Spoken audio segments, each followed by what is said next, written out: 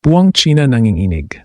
Kagulat World, hindi ordinaryong opening match ang naghihintay kay Alexandra Ayala sa Mubadala DC Open dahil sa unang round pa lamang, Olympic gold medalist at dating world number 4 na si Qinwen Zheng agad ang kanyang makaharap.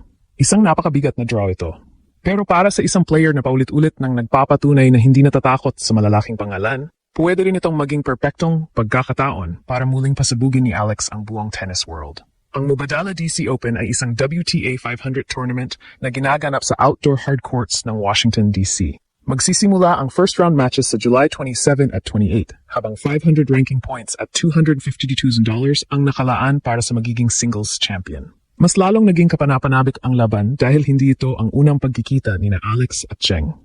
Nagharap na sila sa 2023 Asian Games, kung saan kinailangan ni Zheng ng 3 sets para mapabagsak ang batang Filipina. Ngayon, mas malakas, mas experienced at mas kumpiyansa na si Alex. Samantala, hindi rin nasa dating dominanteng kondisyon si Zheng. Matapos ang elbow surgery at mahabang injury battle, kasalukuyan siyang nasa world number 1-2-3, pagamat nakabalik siya sa quarterfinals ng isang tournament sa Athens kamakailan. Kaya huwag basta tumingin sa pangalan at Olympic gold medal. Sa kasalukuyang momentum, conditioning at match confidence, may tunay na pagkakataon si Alex.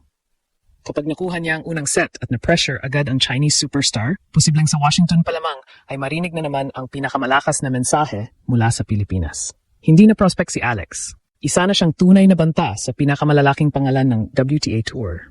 Opisyal nang nagsimula ang North American hardcourt swing ni Alex, ngunit parang walang warm-up na ibinigay sa kanya ang tennis gods.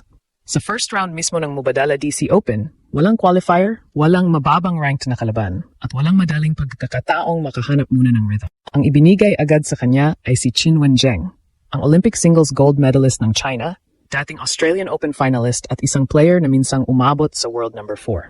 Sa papel, masasabi mong brutal ang draw. Pero kapag mas malalim nating sinuri ang kasalukuyang sitwasyon, makikita nating hindi ito simpleng kuwento ng isang underdog na haharap sa isang unstoppable superstar. Isa itong laban ng dalawang players na nasa magkaibang direksyon. Si Alex ay nanggagaling sa pinakamalakas na stretch ng kanyang career. Naging champion siya sa Birmingham WTA 125, umabot sa semifinal ng Berlin WTA 500 at nagtala ng makasaysayang round of 16 appearance sa Wimbledon. Sa London, ipinakita niyang kaya niya makipagsabayan sa pinakamalaking pangalan, humawak ng pressure at lumaban sa harap ng napakalaking international audience.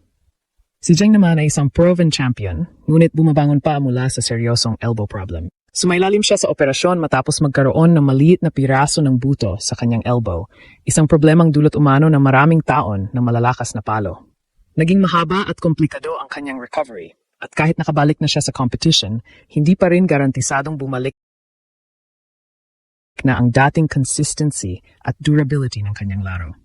Ito ang dahilan kung bakit napakahalaga ng unang set. Kapag nabigyan si Zheng ng oras para makontrol ang baseline, hanapin ang timing ng kanyang forehand at idikta ang rallies. Magiging napakadelikado niya. Malakas ang kanyang serve, mabigat ang kanyang ground strokes, at sanay siyang maglaro sa mataas na pressure.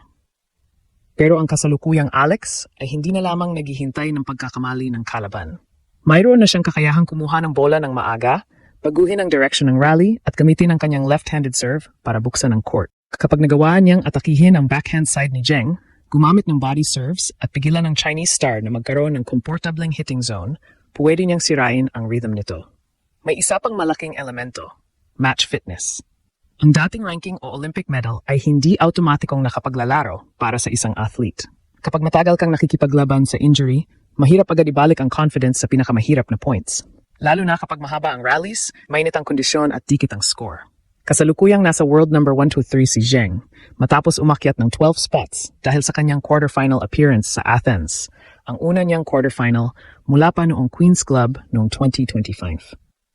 Ibig sabihin, may senyales ng pagbabalik pero mayroon ding malinaw na dahilan kung bakit hindi siya seeded at kinailangan niyang tumanggap ng wildcard sa Washington. Samantala, si Alex ay direct entrant sa 28-player singles draw. Ang kanyang inclusion ay hindi regalo o promotional invitation. Pinaghirapan niya ito sa pamamagitan ng kanyang ranking at results. At mga kajinulat, tandaan natin, nagkaharap na ang dalawa sa Asian Games noong 2023. Nanalo si Zheng, pero kinailangan niya ng deciding set laban sa isang mas bata at hindi pa ganito ka-developed na Alex. 3 taon ang lumipas. Mas malakas na ngayon ang katawan ni Alex. Mas mabilis ang kanyang decision-making. Mas marami na siyang nakaharap na Grand Slam champions at top 10 players. At higit sa lahat, Hindi na bago sa kanya ang pakiramdam na buong bansa ang nanonood. Kaya habang maraming Chinese fans ang maaring kumpiyansang Olympic champion ang kanilang manok, mayroon ding dahilan para kabahan ang buong China. Hindi nila haharapin ang lumang Alex. Ang makakaharap nila ay ang Alex na naging Wimbledon Round of 16 player, Berlin semi-finalist at Birmingham champion. Isang left-handed fighter na kayang gawing personal na misyon ang bawat point. At para manalo si Alex laban kay Qinwen Zheng, hindi sapat ang tapang at crowd support. Kailangan niyang maging disiplinado, agresibo at matalino mula unang bola hanggang match point. Unang susi, hindi niya pwedeng hayaang maging stationary baseline battle ang laban. Kapag parehong player ay nakapuwesto lamang sa likod at nagpapalitan ng mabibigat na ground strokes, natural na magkakaroon ng advantage si Zheng dahil sa kanyang raw power. Kaya kailangan gumamit si Alex ng variation. Mataas na spin, maagang pagbabago ng direction, occasional drop shot at mabilis na pag-atake sa short ball. Hindi kailangang talunin ni Alex ang power ni Zheng sa pamamagitan ng mas malakas na power. Kailangan niyang talunin ito sa teaming, placement at movement. Ikalawang susi, dapat maging matatag ang first serve percentage ni Alex. Sa Wimbledon, nakita natin kapag bumababa ang kalidad ng kanyang first serve, mas napipilitan siyang depensahan ng second serve at agad siyang inilalagay sa alanganing posisyon. Hindi niya kailangang mag-serve ng sunod-sunod na aces, pero kailangang maipasok niya ang unang bola sa strategic locations. Ang wide serve mula sa advantage court ay maaring magbukas sa kanyang forehand. Ang body serve naman ay pwedeng pigilan si Zheng sa paggawa ng full swing. Kapag predictable ang placement, babanatan agad yon ng Chinese star. Ikatlong susi, kailangan niyang subukan ang conditioning at confidence ni Zheng. Hindi ito nangangahulugang basta pahabain lamang ang lahat ng rally.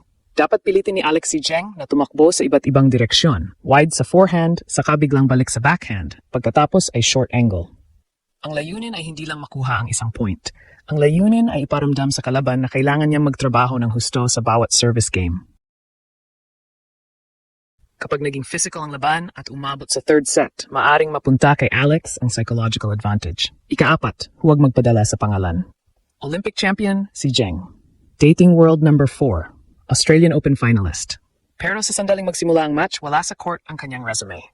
2 players lang ang naroon.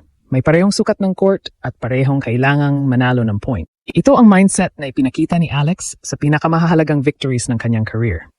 Hindi niya tinitingnan ang kalaban bilang untouchable celebrity.